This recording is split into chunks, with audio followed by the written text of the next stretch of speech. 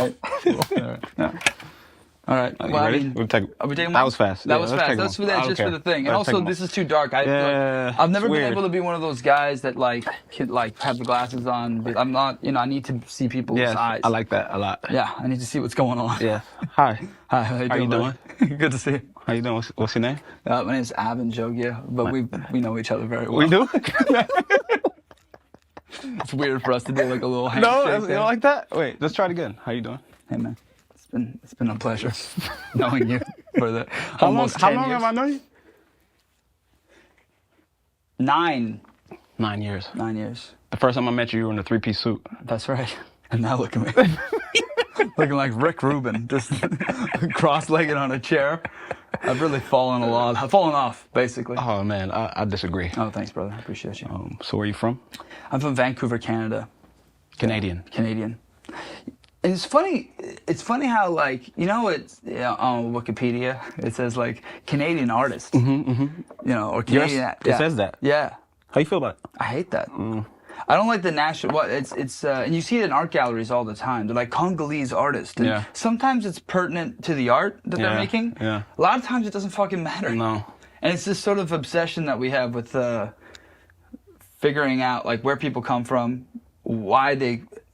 I just really wish art gallery. I know we're jumping really right into It's it. okay. Let's get it. You know we're gonna I like this. throw. Come on, let's do it. But you know, like in art galleries where you like march around and there's all these little blurbs. Yeah. I wish they wouldn't do that. You don't No, like? I don't like them? that. I think that's something that if I had a brochure, if I saw the number, I could go then see a brochure. If I wanted to know you more wanna about know, it. yeah. But I think what it does is it invades your experience with the art. And a lot of the times it's like this actor or artist from Canada, or and it's like they ran away from this situation. It's like it's giving context to the art that the art maybe doesn't even need. Yes, I agree. So I'm Canadian, Yes. whatever that means. Yes, I was gonna ask you what was that like growing up in Vancouver? It's cool. Vancouver's a weird place in the way that it has two identities. One pretty famous identity, which is like yoga and hiking and Lululemon. And Lululemon's in Vancouver. That's where I it's didn't even from, know that. bro. Okay, Yeah. good. So it's like West Coast. Everything that's like West Coast health is like Irwan. Yeah. Like that's Vancouver before Irwan was like all that understood. LA stereotypes. I mean, LA's obviously always been concerned with their health, Yeah. but you know, it also liked cocaine for a really long time. And Understood. Vancouver was always on their like health hike. Yeah, that whole thing. Understood. So, and then the second identity it has is, and used to, and still does to some degree, is a pretty vibrant like punk rock. Got you. Like Pacific Northwest, gray, rainy, gutter punk sort of. Like Seattle. Yeah, like Seattle, like in its DNA, and that's sort of like I'm not the rise and grind, wake up 5 a.m., go hike. I was like cigarettes and red wine and Understood. like in a park. Understood. Type kid. Cigarettes and red wine in a park. Yeah. As a kid. Yeah. So that's where I was. That's where I was going. So that's what it was like. So he was growing already up. in a movie. Yeah, I was already doing that. Yeah, he was like in a movie. Well, yeah, because it's all performance, you know. I mean, like the affectation of being alive. Yeah. And then it amalgamates. It's funny that sort of like being a teenager, and then you like put to a thing, and like everyone razzes you because you're wearing. Remember the day you wore the hat to school? Yeah. And everyone was like, "That you're crazy. Put the hat away." Yeah. And then you didn't. Yeah. That's life. Yeah. That's life. Is like that's how you get to this point in life. So you just never took the hat off. I love that analogy. You know, honestly, I'm glad that you're saying that. So you're basically saying that you were like pretty different. Yeah, you know, it's like, and well, because the thing is, I was also there's a section of my life I was homeschooled, so I was like, I was in school, I was like taken out of school for like gifted learning thing, and my handwriting to this day is atrocious, very bad, scary. Like, and they were like, "This is not you. We talked to you. We know you. This is not what's going on in your head. It's clearly not this." And they were sort of wrong because it was a little bit that messy. But they took me out of school, and then they cut that funding, and so school was boring again, and so I started being sort of difficult, and so I was homeschooled. Yeah. Then I went back to high school. I hadn't been around people for a minute. Yes, understood. I was already a social kid. What year did you go back to high school? I left just before everyone started to hate each other and learn to hate. Understood. like middle school. Yeah, so like I'm good skipped- seventh, eighth grade. You missed all that. Missed all that. Wow, So I came in not knowing about the pain. that's not fair. You know, it's not quite fair. So I came in with like a top hat, Oscar tails, Understood. like cut off gloves, like In high school. like a rejected Tim Burton character concept. Understood. Yeah. And I learned, but also the thing is, I was one of those kids where like everyone was like, that's just that fucking guy. Mm-hmm. And maybe it's because like I was already acting by that point. Yeah. And I was leaving school to go do that sometimes. Yeah. And so they're just like, that's the weird guy who's never around, and when he is, he's looking weird and wearing tiaras and shit. So what's the first acting gig you ever did? Like, how old were you? And I've said this before, it's sort of a bit, but like, ethnically ambiguous brown kid eats like slop for money. Like I killed commercials. Oh, your commercial game. They were loving that. That's what it was. They were loving okay, They were commercial loving game. it. I didn't know that. When you're ethnically ambiguous, the three places you kill is commercials. Yeah. Sci-fi. Yes. And children's television. Sci-fi is very true. Right? Keanu Reeves, my boy. I watch Foundation. That's a good show, though. It's a good show. It's dense, though, but it's a good dense. show. But that's what I'm saying. Like, these are the worlds that, like, but everyone looks like they're like beige-ish. Where are they from? Who knows? Yeah, nobody knows. Sort of black, sort of brown. Who knows? Yeah. I'm not sure. Yeah. And children's television, which is the three places where when I was younger I started working in. Got you. So you. But I played. Like I did a lot of commercials. Yeah. So you was back and forth. Like you started doing commercials in Vancouver, and then how old were you when you came to LA for the first time? I was. For the first time, I was like 15. Uh-huh. I had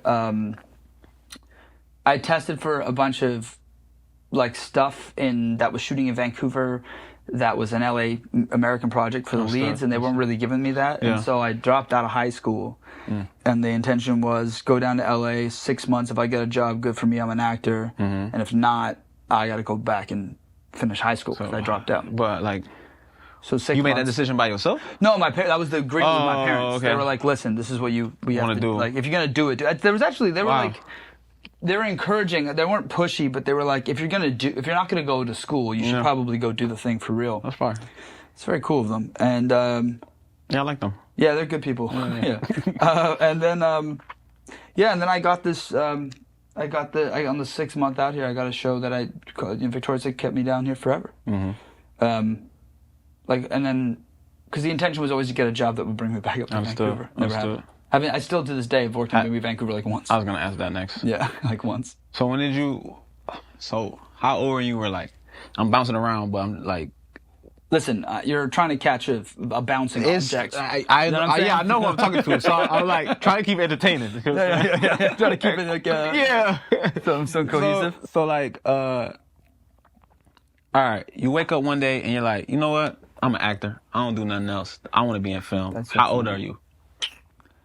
I don't know if it was that literal. Okay. I think the first time I was maybe like 5 years old and I was watching movies and I was like, I want to be, a pirate, or I want to be I was like sort of speaking like this and like watching the movies, and I think my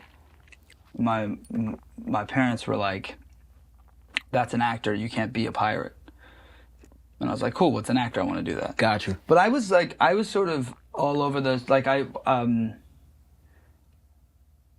think I was just a pretender in a way. Make believer. Yeah, because I wanted, like, painting was really interesting to me. But I wondered if it was like I was always curious if it was like the fantasy of playing a painter or being, or to actually be the discipline of the painting. Wow. I've since found out I love the discipline. Yes, yeah. But at the time, I think it was just mostly I wanted to perform being a painter, which I think a lot of actual people who end up becoming painters end up trying to do. Yeah. But yeah, I sort of woke up and was like, I kept on bugging them, and I kept on bugging my parents to do this thing. Yeah. I just was in search. I mean, my whole life I've just been in search of some sort of possessing, all-encompassing creative process. Understood. Same. I want to be haunted by something. Why? Because it gives life meaning, I think. right? I mean, what's it like for you? Do you feel like I just don't feel satisfied unless I have this sort of aching problem that I'm trying to solve. Yeah. Yeah, I think yes. Yes. Definitely. I try my best to separate, from it. Yeah. Like I'm like, I need some separation from like that experience.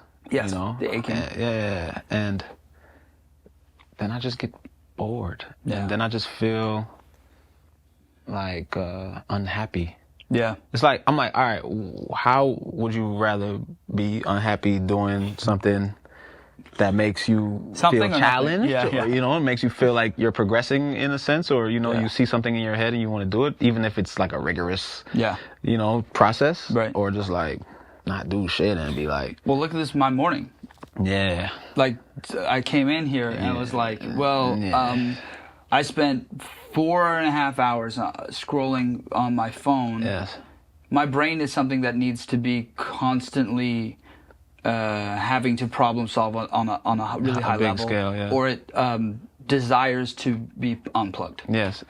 And there's healthier versions of it, and there's very unhealthy versions of the unplugged. I agree, and that's the part. Yeah, that's what I'm saying. I'm literally trying to separate it, because when I am unplugged and I am happy, it's most times like I'm just like outside, like frolicking or something. You know what I'm saying? Like I'm just doing some shit where it's like, why are you doing this? Like, I'm like, this feels great. Yeah, this feels great. I love this. Yeah. So like, I feel you, and I think like that helps. That youthful energy helps when I go back into the mode of the problem solving. Yeah. Because then I make it like a game. Yeah. Or like I make it like, okay, I really want to capture this image in my mind. Yeah. And I've seen it 1,000 times over and over again. How am I going to start the process? And the starting part is like getting to that part is like, all right, you got to start. Yeah. So me, most of them was like, well, it's a game, and I say everything is motivation, everything practice. Mm-hmm. So everything practice, yeah. This is practice. Yeah, right? And that's the thing that like got me back into painting. Mm-hmm. So I took the pressure off, and I was like, oh, I'm trying to, every painting I do is an attempt to learn technique. Exactly. Rather than attempt to make something the of most merit. amazing. Yeah, I threw that shit out, and I was like, let's see if I can fuck around with oil. And I've never fucked around with oil really, like seriously like that, because I've always been traveling, and you need sort of a spot to paint if you're going to do oil. Mm-hmm. And then you all start painting, and you like in that discovery period, that beginner mind. And going back to the thing about like just frolicking and wanting to be childlike and how important that is. That's like the main shit. Like time to keep the twinkle in your eye. Mm-hmm. And the freedom that people experience when they're like doing nothing is the freedom I experience when I'm in workflow. I like that word, flow. Yeah, like the flow of work. Yes. Or I can be, which is sometimes miserable, but there is a relief in it. Whereas, but the other one, doom scrolling for the last 4 hours, trying to desperately unplug my brain. Yeah. Because I don't like, it's hard to be in the presence of it. Yeah. That I leave being like depressed and have no joy. And then I come and have conversations with my friends, which then also gives me things are not as bad as I think. We had a creative conversation. I can stimulate. Maybe I'm not making something, but I'm stimulating myself in a way that's actually enjoyable to me. Yeah, that's probably why I like talking so much. Yeah. That's why this format is great. This is cool. So it's a great idea. Yeah. Because you want to talk to your friends. Man. Yeah, I do want to talk to my friends. Like on some real shit. Like, you know what I mean? Yes. Constantly me and Avan on FaceTime. I'm like, how you doing? Chipping at it, trying to figure out the keys. I'm like, same, like, Yeah, just two men desperately trying to be like figuring it out. Yeah. And I don't think we're ever going to. Man. We can keep talking. Yeah. I like to. We should keep talking, but I don't think we're gonna figure it out. And I'm fine with that. I think we'll have moments. Yeah. As long as we have some moments. Yeah. It's like when you did Dormouse. Yeah, that was awesome. And you was trying to figure it out and get the financing and and talking to you about it and like you figuring out ways to get the loopholes you need to do to create this thingy that you've been, that you saw. Yeah, you know what I'm saying? And again, that's the great. That was an addictive. So the aha of me being an actor, I guess, that I had when I was 5 or whatever, when I was like, oh, I want to pretend to be people. Mm-hmm. I had another one at 29. Yeah. while I was directing the film, because I was like, oh shit, like, yeah, like this is the ball that I've been. Because acting is cool, but it's a thin meal. Yes. You know, like it's. I've just never been as, and I'm not saying that actors need to be passive. Yeah. But it helps. Yeah. Understood. You know, to be sort of like, I'm cool to just go to the gym, work on my craft, and in fact, the only responsibility I want, I always say this, like, when you're an actor in the garden of filmmaking, you're just a very, very good spade. And your job is to be the sharpest spade, the shiniest spade, the most effective spade that you can be. And the director is the gardener, the landscaper. So sometimes the director's not always using the spade when they're making the film. No. And then you just have to sit around in the shed. And I'm not very good at sitting around in the shed. Yeah, me neither. I took that analogy about as far as you could. It's great, by the way. No, it's very... You know, and then once I started gardening, I was like, wow, this is like... I'm always being used. Yes. And I think that's an interesting like there's a reason why it's like consumed by art and not like I do art. It's because you need, like, a lot of us need the possession of being like haunted by something. Yes. I like that you keep using the word haunted. Because shit's scary, bro. Because it's scary. I often go in and out of, like, this is amazing. Just got a regular job. Yeah. I should have got a regular job. Yeah, I go in and out, but I always end up on the this is amazing side, even if it's not. No, I know. You know, like it's like everybody around me like this is great, and I'm like, is it? Yeah, we didn't get there. We're not there yet. You know, I'm still working. Still working. Really, you know. But I mean, I have through conversations with you, and I hope you feel this way about conversations with me. I've been better at learning to enjoy the wins in the middle. Yes. I mean, yes, same. Do you know what I mean? Yes, because you call me excited about something that I'm like thinking about the next thing. Yeah. And I forget. Yeah. I was like, hey, man. All the work I did. That's a fucking great song you just put out. I love that. I love the visual. And the music video came together like so fucking good. And I'm just like, yeah, that's cool. Yeah, you're like, oh, whatever, yeah. Yeah, I gotta wait till you heard this other shit. Or like, man, I'm writing a treatment for the next one. Like, and I'm like, oh, man, like, the movie's not working. You're like, dude, it's on Hulu. Like, shut up. Yeah. When you didn't want to post, remember, at first? And I was like, what you doing, bro? Took you forever to make the movie. Like, I don't know why I avoided the posting of it. I think I really do have a hard time celebrating my wins. And I know that's like sort of a publicly traded sentiment among artists. Yeah. But like, it really is just so. And it's not like I'm not proud of the shit. I'm proud of the shit. Yeah, no, understood. Like, I think the movie's good, but like, there's this point that you get it. You're just sort of like, I just wish someone else would do that. Because my part of the job is to make the thing. But it's not anymore. Yeah. I think about that sometimes. Now I have to make the thing. Now I have to present the thing. Now I have to communicate. There is no Gertrude Steins. No. There is no person who's like, hey, I love this painter. Let me get this painter's paintings in every gallery and make me do the legwork for you, so you can sit up on your bedroom at the top of the stairs and keep on throwing paint on a canvas. Yeah. And that's the shit that I think wears out artists, is because you make the thing and then you have to go, oh, now here comes the 8-month. Let me prep the thing for the audience cycle. And I'm sort of getting to this point where I'm like, I just want to introduce a pipeline that, like, I just make sure it comes out, make sure it comes out, make sure it comes out, make sure it comes out, and I don't talk about it. And I'm fine with, I'm almost sort of fine with creating into a void. Yeah. Because the final step is it going out there. Yeah, I agree. I think, the most important thing is actually talking to the audience that really receive it, you know, and not trying to convince everybody to be the audience. It's like, you get what I'm saying? It's like going to a movie, everybody want to watch a comedy, but you're like, man, I got this crazy dramedy, like, it's a drama sci-fi, and you're like, yo, but I just came to see, it's not the right audience. So I would rather people who go, I want to go see a drama sci-fi. That's what I love what you do, man, because you can actually get out there to the people. They are making a choice to come out and see you. I try for it. And that, to me, that exchange is like, I think the stock of that is just going to rise and rise and rise, especially with the digital. Like, being successful on the internet is good for capital. Yeah. And it's probably the thing to get you, like, easy success that then would be attractive to the people who measure and by those metrics. Yeah. You know, whatever the fucking monthly listeners on Spotify or like the unique downloads on iTunes or like Shazam all or that whatever. all that crap, right? Yeah. Like those metrics are important, but like building like a community with the, like has a face value, and a face-to-face value. That's what I care about the most, actually. And it's the thing that's always going to keep the lights on. Yeah, agreed. Fully agreed.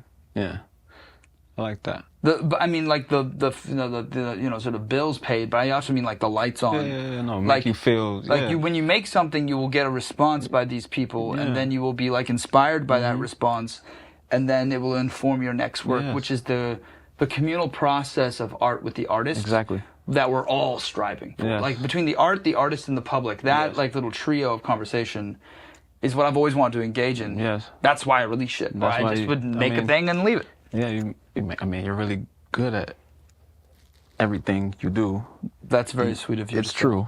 I'm just gonna eat that. You should. I appreciate it. Yeah, no, it's true because I think it's more with like intention, you know, and genuineness, you know. So it's like, although it's like, yeah, this is hard, or these things, cause some sort of friction in my mind, but I also know with the experience, like it feels like when I get the relief, when I get a big gasp of air that just comes and hits me, out of nowhere, and I'm like, oh, that's why I did, I like those, those. I mean, that's what I live for.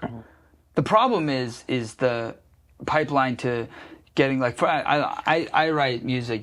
That's what you do. But when a song arrives at me or I write something, I need the pipeline to getting to the end of it to be basically as nonstop as possible. Understood.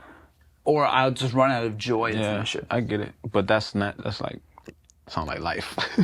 Yeah, that's like joy go like. But that's the problem is right, exactly. It's like ignoring the genuine process of life. Yeah. And then also it's then also what you're doing is then at all costs everything in my life must drop in order to. Wow, that's crazy that you said that. Drop and then and drops? then something dropped. That was. Is that ghosts? That's haunted. Haunted. You said haunted so many times. You literally called paranormal into space. Stop. I can't. You got all these crystals. We're gonna be fine. I think. I hope so. They're on some stripper money. So. I don't know that movie. Okay, so but seriously though, so like, just like 2 more questions. Yeah, sorry, I'm talking mad shit. No, I think it's great. I love it. When you decided to like be a director, when you're like, okay, because you were speaking to the difference between being a gardener and being a spade, right?